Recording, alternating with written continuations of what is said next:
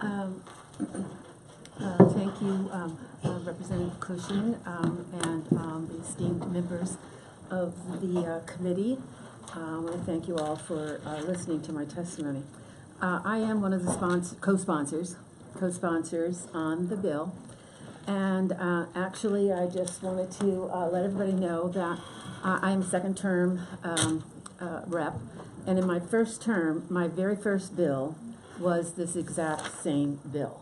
Okay, so 2 years ago, I had signed up as a co-sponsor. It was the very first time that I ever signed up as a co-sponsor in any bill. So this bill means a lot to me, and it meant a lot then, it means a lot now. And so, you know, to me, I'm one of these people, and I tend to say this a lot, it's a no-brainer.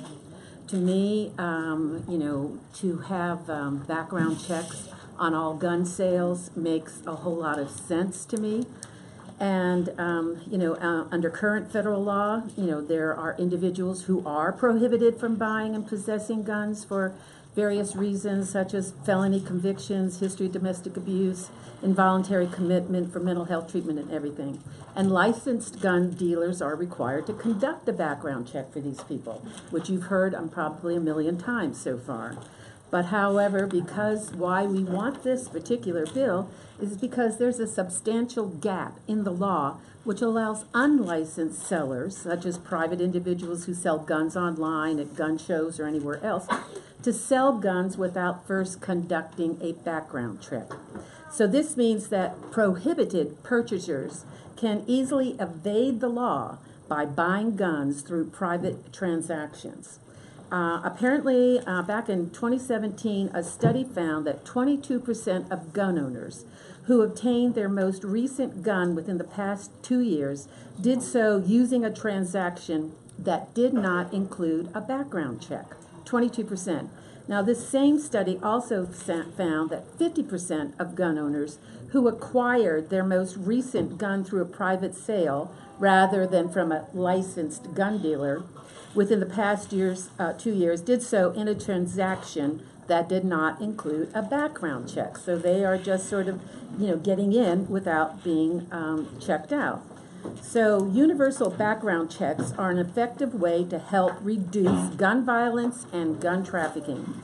When Connecticut implemented a law requiring individuals to obtain a permit and undergo a background check before buying a handgun, gun-related homicides in the state fell 40%. When Missouri repealed a similar law, its gun homicides, repealed a similar law.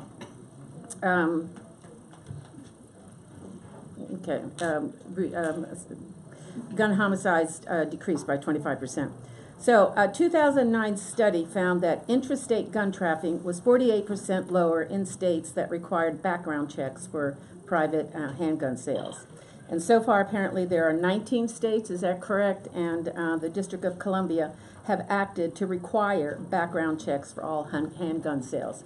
So I'm hoping that New Hampshire will make that 20. Thank you very much.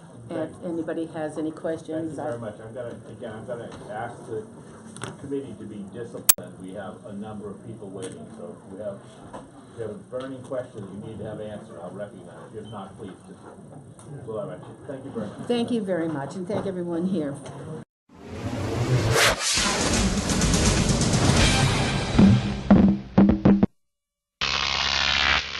Crop TV.